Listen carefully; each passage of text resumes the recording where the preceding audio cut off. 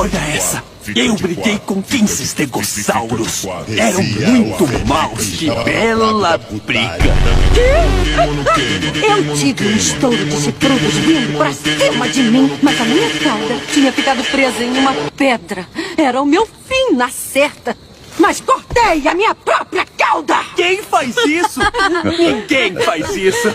Ninguém me conhece. Fazia quase 40 graus. Andei por 5 dias sem ter água, até ver um belo lago.